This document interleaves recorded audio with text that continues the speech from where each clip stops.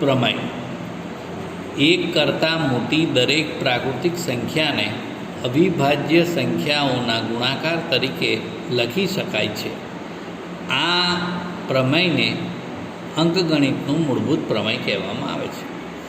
આ મૂળભૂત પ્રમેય જે છે તેનો ઉપયોગ કરીને કોઈપણ સંખ્યાને તેના અવિભાજ્ય અવયવ સ્વરૂપે આપણે મેળવી શકીએ છીએ. ઉદાહરણ તરીકે આપણે અહીંયા 3 પદો લીધા છે. 140, બીજી સંખ્યા લીધી છે 5005, ત્રીજી સંખ્યા લીધી છે 7429. આ ત્રણેય સંખ્યાઓને અવિભાજ્ય અવયવોના ગુણાકાર સ્વરૂપે દર્શાવાય છે. તો હવે 140ની વાત કરીએ તો પાછળ મીંડું આવ્યું છે. જો પાછળ મીંડું કે બેકી સંખ્યા હોય તો 2 વડે ભાગ ચાલે, એ આપણે બહુ નાનપણથી શીખેલા છે. એટલે 2 વડે ભાગ ચલાવે. 2 એ અવિભાજ્ય સંખ્યા છે. ભાગ આપણે અવિભાજ્ય સંખ્યાઓથી ચલાવવાનો છે. અવિભાજ્ય સંખ્યાઓ કઈ? 2, 3, 5, 7, 11, 13, પછી 17, 19, 23. આ બધી અવિભાજ્ય સંખ્યાઓ છે. એમ આગળ જતા જઈએ એમ મળતી જાય, પણ આ બધી અવિભાજ્ય સંખ્યાઓ છે અને એના વડે ભાગ ચલાવવાનો છે. તો 2 વડે ભાગ ચલાવ્યો તો 70 આવ્યા. ફરી 70નો 2 વડે ભાગ ચલાવ્યો એટલે 35 આવ્યા. 35નો 5 વડે ભાગ ચલાવ્યો એટલે 7 આવ્યો. તો અહીંયા જે અવયવો એના પડ્યા આ બધા અવયવ કહેવાય એના. તો 2, 2, 5 અને 7 આ અવિભાજ્ય અવયવો છે અને એ 140ના અવયવો છે. એટલે એને લખી કેવી રીતે શકાશે? 140 બરાબર 2 ની 2 ઘાત ગુણ્યા 5 ગુણ્યા 7. હવે આ બીજો દાખલો લઈએ. તો 5005 છેલ્લે 5 આવ્યા છે. આપણે જાણીએ છીએ કે કોઈ પણ સંખ્યામાં છેલ્લે 5 અથવા તો 0 હોય તો 5 વડે આપણે વિશેષ ભાગી શકાય છે. અને 5 અવિભાજ્ય સંખ્યા છે એટલે આને ભાગવા માટે શરૂઆત 5થી જ થાય છે. 5એ ભાગ ચલાવીશું તો 1001 આવશે. હવે 1001ને આપણે 7એ ભાગીએ છીએ એટલે 143 આવશે. 143 આવશે. 143ને 11 વડે ભાગ ચલાવીશું તો 13 આવશે. આમ 5005ના અવિભાજ્ય અવયવ 5, 7, 11 અને 13 થાય છે. એટલે 5005 બરાબર 5 ગુણ્યા 7 ગુણ્યા 11 ગુણ્યા 13. હવે એ રીતે આ નવો દાખલો આપણે જોઈએ.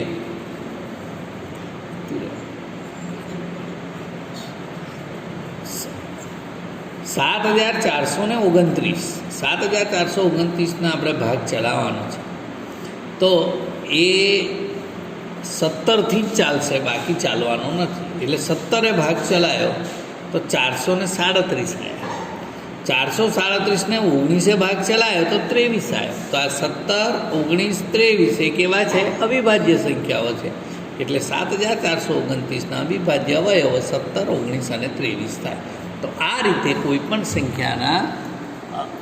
સંખ્યાના અવિભાજ્ય અવયવો કેવી રીતે પાડી શકાય આ 3 ઉદાહરણથી મેં તમને સમજ આપી છે. હવે એનું હોમવર્ક આપણે જોઈશું. મિત્રો, આ વિડીયો શરૂ કર્યો એ પહેલાં જ મેં જે મટિરિયલ છે, આજે જે ભણાવવાનું છે મટિરિયલના ફોટો પણ પાડેલા છે. એ ફોટો તમારે નોટમાં લખી લેવાના અને પછી વિડીયો જોવાનો. એટલે દેખવામાં તમને બરાબર ન દેખાય તો પણ તમે નોટમાંથી જોતા જશો અને વિડીયો સાંભળતા જશો એટલે તમને સમજ પડશે. હું દરેક વિડીયો પહેલાં મટિરિયલ જે વિડીયો ચાલે છે એનું મોકલું છું. સમજ્યા? એ રીતે કરજો. આ ઉદાહરણ છે. નીચેની દરેક સંખ્યાઓને અવિભાજ્ય સંખ્યાઓના ગુણાકાર સ્વરૂપે દર્શાવો. એમાં 3 આ સંખ્યાઓ છે એને અવિભાજ્ય સંખ્યા સ્વરૂપે તમે બતાવજો. હવે 9 છે. સમય સંખ્યાઓનું દશાંશ સ્વરૂપ કેવું હોઈ શકે? તો સમય સંખ્યાનું દશાંશ સ્વરૂપ 3 પ્રકારે હોઈ શકે. કાં તો શાંત હોય, કાં તો અનંત આવૃત હોય અને કાં તો અનંત અનાવૃત હોય. તો તો સમય સંખ્યાઓનું જે દશાંશ સ્વરૂપ, સમય સંખ્યા એટલે શું એ તો તમને ખ્યાલ જ છે.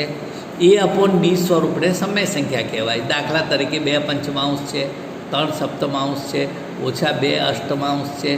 આ ઋણ હોય કે ધન હોય, અંશ છેદવાળી જે સંખ્યા છે બધી સમય સંખ્યાઓ કહેવાય. અને સમય સંખ્યાઓને જ્યારે આપણે દશાંશ સ્વરૂપમાં કરીએ, દાખલા તરીકે 1/2, તો એનું દશાંશ સ્વરૂપ શું છે? 1/2 એ સમય સંખ્યા છે, એનું દશાંશ સ્વરૂપ શું છે? 0.5.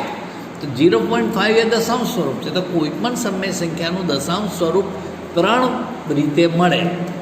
એક શાંત, બીજું અનંત આવૃત્ત. અનંત આવૃત્ત. શાંત એટલે શું કે અમુક વખત સુધી ભાગ ચલાવતા પછી ભાગ પૂરા થઈ જાય અને કમ્પ્લીટ થઈ જાય ભાગાકાર, એ શાંત સ્વરૂપ કહેવાય. જેનો ભાગાકાર ચલાવ કરીએ ભાગ તો પણ પૂર્ણ જ ન થતો હોય તો તે અનંત કહેવાય. અને અનંત આવૃત્ત એટલે કે ચોક્કસ સમયગાળા પછી એકનો એક અવયવ રિપીટ થતો હોય. દાખલા તરીકે ચોક્કસ ગાળા પછી, દાખલા તરીકે એક સંખ્યાનો અવયવ છે 2, 3, 4, ફરી પાછો 2, 3, 4 આવ્યા એટલે 3 આંકડા પછી ફરી પાછું 2, 3, 4, ફરી પાછું 2, 3, 4. આ રીતે એકના એક પ્રકારના અવયવ ચોક્કસ ગાળા પછી, તંતરનો અહીં ગાળો છે તો ચોક્કસ ગાળા પછી રિપીટ થતા હોય અને એ ભાગાકાર પૂરો થતો ના હોય એટલે એ અનંત પણ કહેવાય અને આવૃત્ત પણ કહેવાય. આવૃત્ત એટલા માટે કહેવાય કારણ કે ચોક્કસ ગાળા પછી એના એ જ અવયવ બેવડાય છે, માટે એને અનંત આવૃત્ત કહેવાય. તો શાંત સ્વરૂપ, અનંત આવૃત્ત સ્વરૂપ અને અનંત અનાવૃત્ત સ્વરૂપ. અનંત અનાવૃત્ત સ્વરૂપ એટલે શું? તો ભાગાકાર તો થાય જ.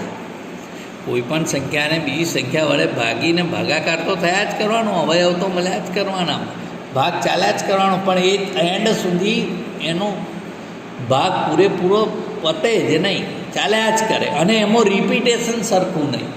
અહીં પેલું આવૃત્તમાં કેવું રિપીટેશન સરખું હતું?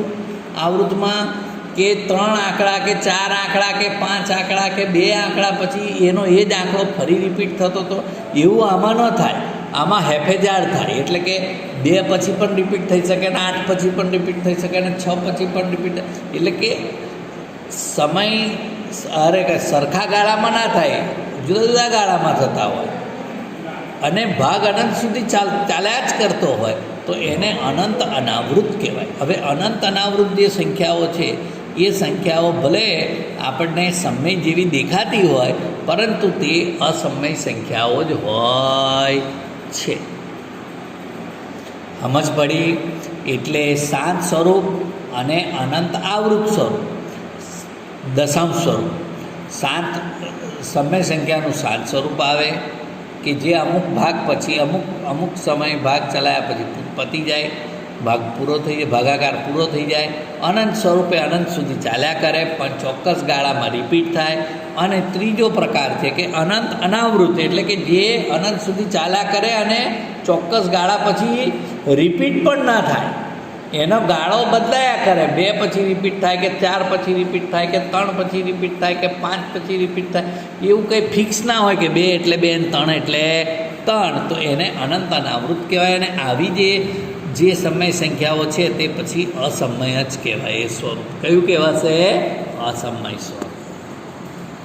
હવે એને લગતી અહીંયા વાત છે કે જે સમય સંખ્યાઓ છે શાંત અને અનંત સ્વરૂપની, આ સમય સંખ્યાઓ એ અપોન બી સ્વરૂપમાં હોય અને જો છેદને આપણે 2m 2ની m ઘાત ગુણ્યા 5ની n ઘાત સ્વરૂપે દર્શાવી શકીએ તો સમય સંખ્યાનું દશાંશ સ્વરૂપ શાંત હોય.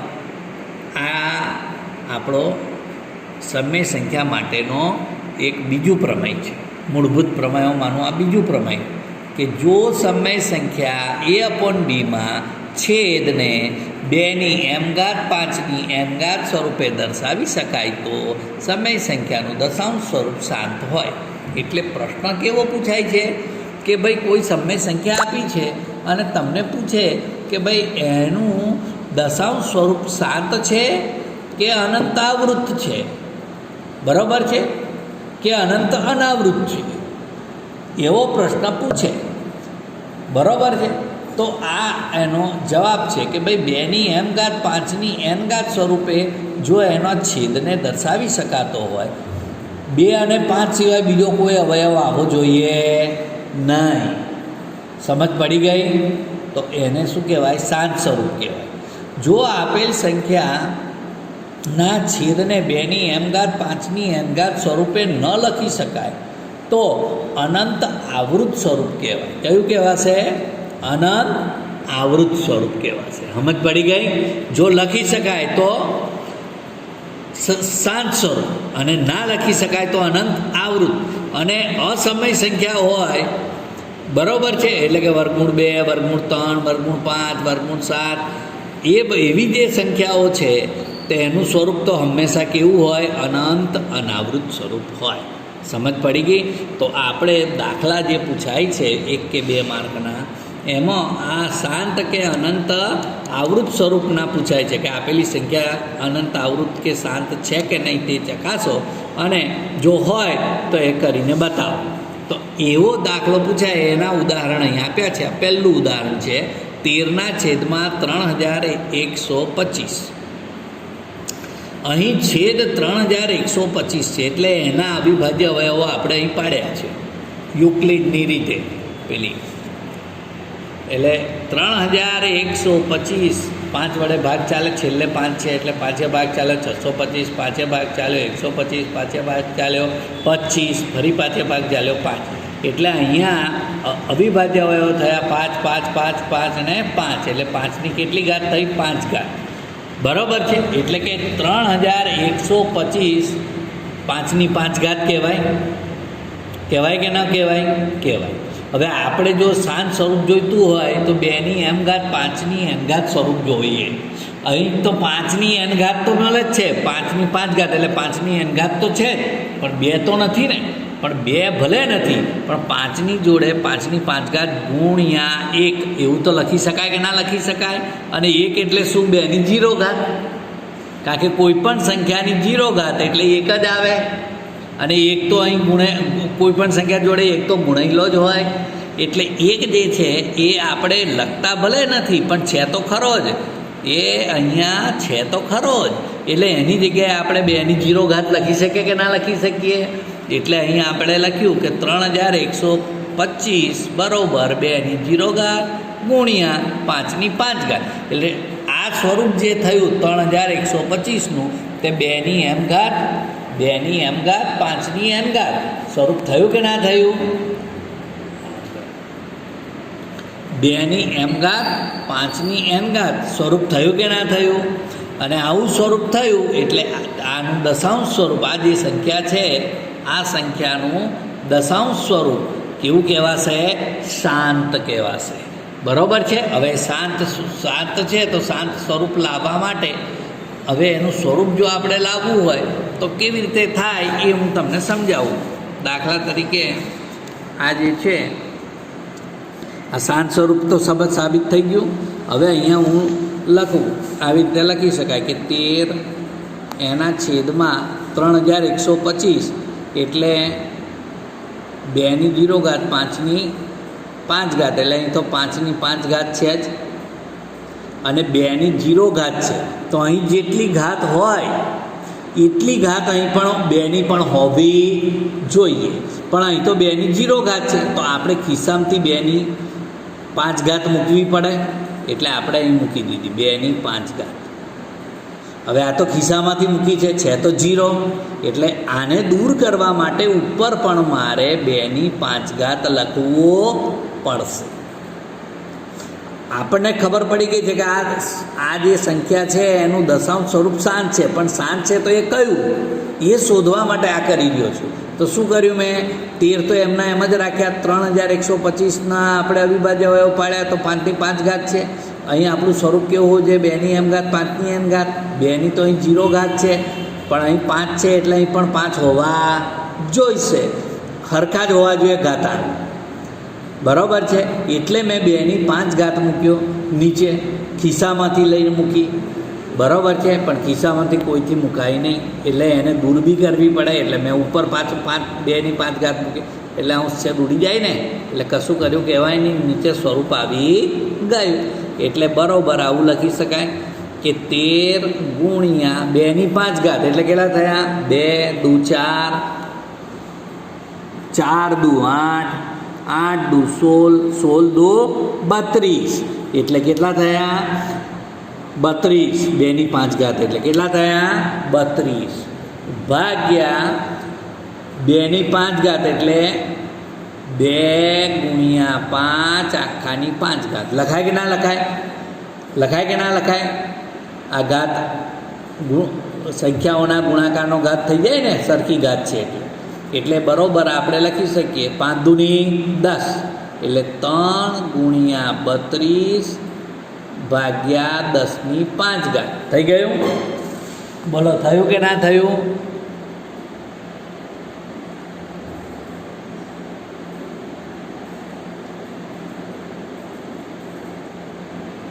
હવે આપણે આ જે 2 સંખ્યાઓ છે એનો ગુણાકાર કેટલો આવ્યો? તો 4 1 6, 3 દૂની 6, બરાબર છે, એટલે 4 1 6, બરાબર છે. અને એના છેદની અંદર 10 ની 5 ઘાત એટલે કેટલા મીંડા આવ્યા? 5 મીંડા. આ 3 અને 2 5 એટલે 5 દશાંશ સ્થળ ખસવાના, એટલે દશાંશ અહીં છે એટલે 5 ખસે એટલે 1 2 3. હવે બીજા 2 મૂકવાના એટલે અહીં 2 0 મૂકવા પડશે, એટલે આવું થશે 0.00416. આ એનું દશાંશ સ્વરૂપ આવ્યું. કોનું? આનું. એટલે આ સંખ્યા શાંત સ્વરૂપ છે, એનું દશાંશ સ્વરૂપ શાંત છે, અને એ દશાંશ સ્વરૂપ શાંત કયું છે તો એ આ રીતે આપણે શોધી કાઢીએ. સમજ પડી ગઈ? આવો દાખલો 1 માર્કમાં પૂછી શકાય છે, 2 માર્કમાં પણ પૂછી શકાય છે. હવે એ પેપર સેટરના હાથમાં છે. એવી જ રીતે આ બીજું ઉદાહરણ છે. 64/455 ભાગ ચલાયો. 455ના ભાગ ચલાવવાનો, કારણ કે છેદમાં 2m 5n કરવાનો ને, એટલે 5 ભાગ ચલાવ્યો 91, 7 ભાગ ચલાવ્યો 13, એટલે આના અવયવ થયા 5 7 અને 13 થઈ ગયા. હવે 5 7 અને 13 થયા. આપણો તો નિયમ શું છે? 2 ની m ઘાત અને 5 ની n ઘાત, એટલે 2 અને 5 જ અવયવ તરીકે આપવા જોઈએ, એ સિવાય બીજો કોઈ અવયવ આપવો જોઈએ નહીં. આમાં તો વધારાનો કોણ છે? 7 પણ છે, વધારાનો 7 પણ છે અને 13 પણ છે. એટલે આ આપણા નિયમ જે અંકગણિતના મૂળભૂત પ્રમેયનો જે નિયમ છે એના કરતાં વિપરીત છે, અને માટે આનું દશાંશ સ્વરૂપ જે છે તે 2 ની m ઘાત 5 ની n ઘાત સ્વરૂપનું મળતું નથી. માટે તે કેવું છે? તો તે અનંત આવૃત છે. માટે એ લખીશું કે અહીં 5 ની n ઘાત છે, પણ વધારાના 7 અને 13 પણ અવિભાજ્ય અવયવો મળે છે, જેથી 2 ની m ઘાત 5 ની n ઘાત સ્વરૂપ મળતું નથી, અથવા તો સ્વરૂપ ન કહેવાય. માટે તેનું દશાંશ નિરૂપણ અનંત આવૃત મળશે. બરાબર છે? શાંત કાર્ય કહેવાય જ્યારે 2 અને 5 બે જ અવયવો હોય, એ સિવાય બીજો કોઈ અવયવ ના હોય તો કહેવાય. હવે આમાં 2 હોય ને 5 ના હોય તોય ચાલે, કારણ કે 5 ના હોય એટલે 5 ની 0 ઘાત કરીને આપણે મૂકી શકીએ છીએ. 5 હોય ને 2 ના હોય તો પણ આપણે 2 ની 0 ઘાત કરીને મૂકી શકીએ છીએ. પણ 2 5 સિવાયનો કોઈ અવયવ હોય તો શાંત સ્વરૂપ ના આવે. એ કયું આવે? અનંત આવૃત સ્વરૂપ આવે. આમ સમય સંખ્યાઓના દશાંશ સ્વરૂપ શાંત કે અનંત આવૃત એમ 2 પ્રકારના મળે. અને ત્રીજે જે છે એ તો આવી વર્ગમૂળવાળી સંખ્યાઓ હોય તો એનું દશાંશ સ્વરૂપ કેવું આવે? હંમેશા અનંત અને અનાવૃત.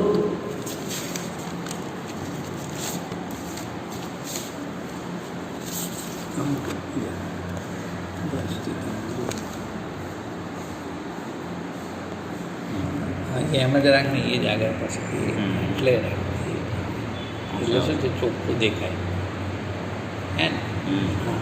ચાલો, હવે યુક્લિડની રીતે 3 સંખ્યાઓના લસા અને ગુસા કે જો 2 સંખ્યાઓના લસા અને ગુસા તો તમને મેં આગલા જે સેશન હતો એની અંદર શીખવાડ્યા હતા. પણ જો 3 સંખ્યા હોય તો યુક્લિડની રીતે લસાગુસા કેવી રીતે કરી શકાય? જો આપણી જે નવી જે આધુનિક રીત જે છે એમાં તો 3 નહીં કે ગમે તેટલી સંખ્યાઓ હોય એના લસાગુસા આપણે અવયવ પાડીને સીધી રીતે ગણી જ કાઢતા હતા.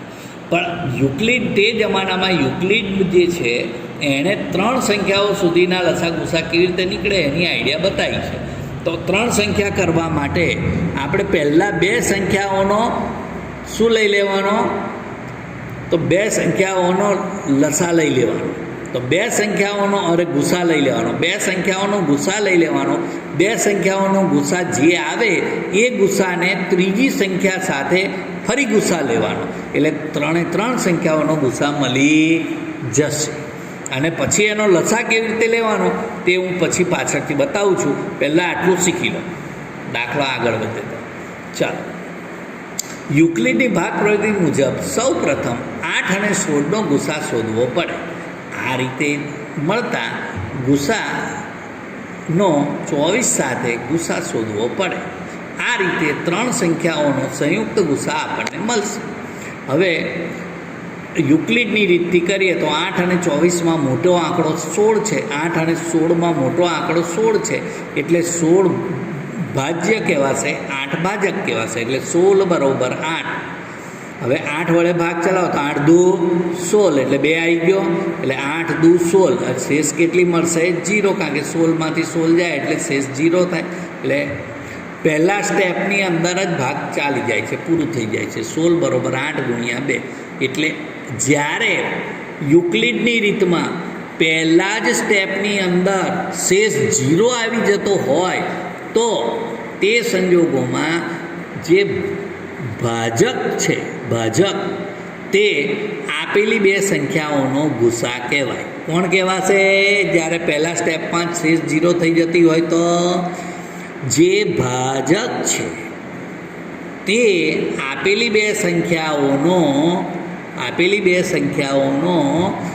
ગુસા કહેવાય. એટલે 16 8 ગુસા 16 8 બરાબર 8. આ રીતે લખાય. થઈ ગયું? ઓકે. હવે આ બધું મેં સમજાવી દીધું મોડે. હવે આગળ, હવે 8 અને 24નો ગુસા શોધવાનો. એટલે 8 અને 24નો ગુસા શોધવાનો તો 24 મોટી છે ને 8 નાની છે એટલે 24 પહેલી લખવી પડે. એ ભાજ્ય કહેવાશે, 8 ભાજક કહેવાશે. એટલે 24 બરાબર 8. 8 વડે ભાગ ચલાવે તો 8 કા 8 8 દુ 16 8 તરી 24. એટલે 3 ભાગ ચલાવો તો 24 ને 24 થઈ જાય છે. 24થી 24 જાય તો 0 આવે એટલે શેષ 0. એટલે 24 બરાબર 8 ગુણ્યા 3 વત્તા 0. એટલે ગુસા કેટલો આવ્યો? 8 16 અને 24 બરાબર 8. બરાબર છે? કારણ કે અહીં પણ પહેલા જ ધડાકે પહેલા જ સ્ટેપની અંદર શેષ 0 આવે છે. એટલે જે ભાજક છે એ જ શેષ કહેવાય. એટલે 8 આવ્યો. એટલે હવે આપણે 3 સંખ્યાઓનો સંયુક્ત ગુસા 8 છે એમ સાબિત કરી દીધું. બરાબર છે? હવે લસા કેવી રીતે મળે એની વાત કરીએ. અહીં હવે યુક્લિડની રીતે 3 સંખ્યાઓનો લસા મેળવવા માટે નીચેના સૂત્રનો ઉપયોગ કરવો પડે. આ સૂત્ર તમારે યાદ રાખવું પડશે લસા માટે. આ યુક્લિડની રીતમાં, હા, આધુનિક રીતમાં તો કોઈ પ્રશ્ન નથી. અવયવો પાડવાના છે. અવયવો પાડી અને ત્રણેયમાં જે સામાન્ય હોય એવા મોટામાં મોટા સામાન્ય અવયવો એ ગુસા કહેવાય. અને બધા જ અવયવો લેવાના અને મોટામાં મોટી ઘાત લઈને ગુણાકાર કરવાનો. જે જવાબ આવે તે સૌથી નાનામાં નાનો અવયવી કહેવાય અને એ કહેવાશે લસા. એટલે એ તો સીધી રીતે ગણી શકાય છે. પણ યુક્લિડની રીતે 3 સંખ્યાઓનો ગુસા કાઢવો હોય તો એના માટેનું આ સ્પેશિયલ સૂત્ર છે કે લસા બરાબર ABC કૌંસની અંદર લસા ABC બરાબર ABC ભાગ્યા ગુસા AB અલ્પવિરામ BC અલ્પવિરામ CA. આનો મતલબ શું કે 3 જે તમને સંખ્યાઓ આપેલી છે, કઈ આપી છે? 8 16 અને 24. તો આ A એટલે 24, મોટામાં મોટી સંખ્યા A કહેવાય. એટલે A 24, B 16 અને C 8. આ 3 જે સંખ્યાઓ છે એનો લસા આપણે શોધવાનો છે. એટલે લસા 24 8 24 16 8 બરોબર એબીસી એટલે 24 ગુણ્યા 16 ગુણ્યા 8 છેદમાં ગુસા એ બી એટલે કે એ અને બી સંખ્યાનો ગુસા, બીસી એટલે બી અને સી સંખ્યાનો ગુસા, સીએ એટલે સી અને એ સંખ્યાનો ગુસા, એ શોધવો પડે. અને એ શોધ્યા પછી આપણે આગળ વધવું પડે. એટલે જે ગુસા આવે એ ગુસા લખવાનો. એટલે પહેલો એ અને બીનો ગુસા શોધી કાઢવો પડે, પછી બી અને સીનો ગુસા શોધી કાઢવો પડે, પછી સી અને એનો ગુસા શોધી કાઢવો પડે. એ જે આવે એ અહીં ગુણાકાર આવે તે એનો ગુસા શોધવાનો. એટલે આનો ગુણાકાર કરવાનો. એ અને બીનો ગુણાકાર કરો, એ આવ્યું.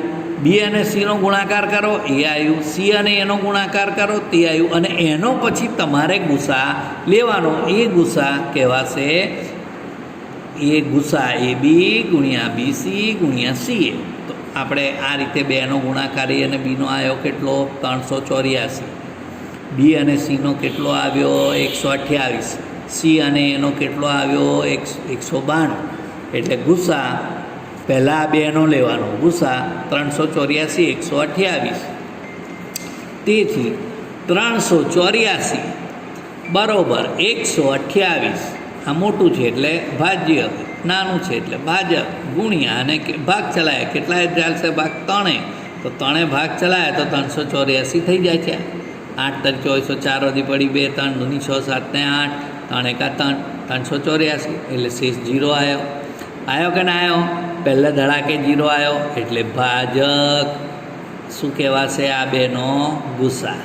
એટલે ગુસા 384 અને 128 બરાબર 128.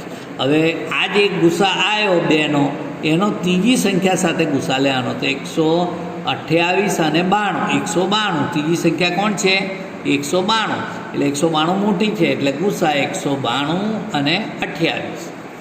તો 192 ને 28 વડે 1 વડે ભાગ ચાલે. 128 એકા 128 કેટલા શેષ વધી? 64. પછી ભાજક બને ભાજ્ય અને શેષ બને ભાજક. આપણો નિયમ છે ને યુક્લિડની રીતમાં, ભાજક બને ભાજ્ય અને શેષ બને ભાજક. એટલે 128 બરાબર 64.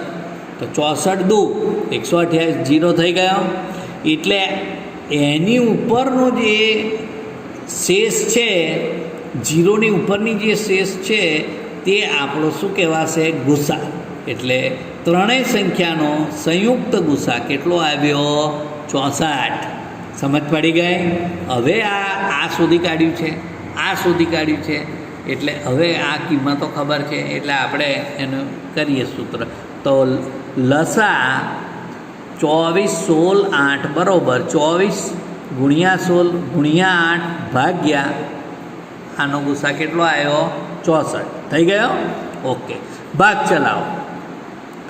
બરાબર છે. તો ભાગ ચલાવ્યા 16 ચોક 64, 16 ચોક 64 અને 4 ભાગ ચલાવો તો 4 દુ 8 એટલે 24 ગુણ્યા 2 એટલે 48. એટલે લસા 24 16 અને 8નો લસા 48 થાય.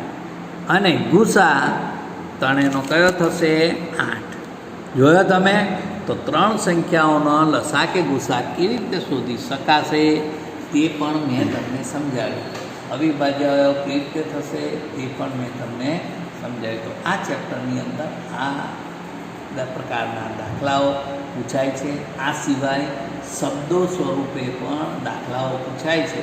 તે હું નેક્સ્ટ ટાઈમ તમને હવે સમજાવીશ. તેથી આ ચેપ્ટર પૂર્ણ થશે.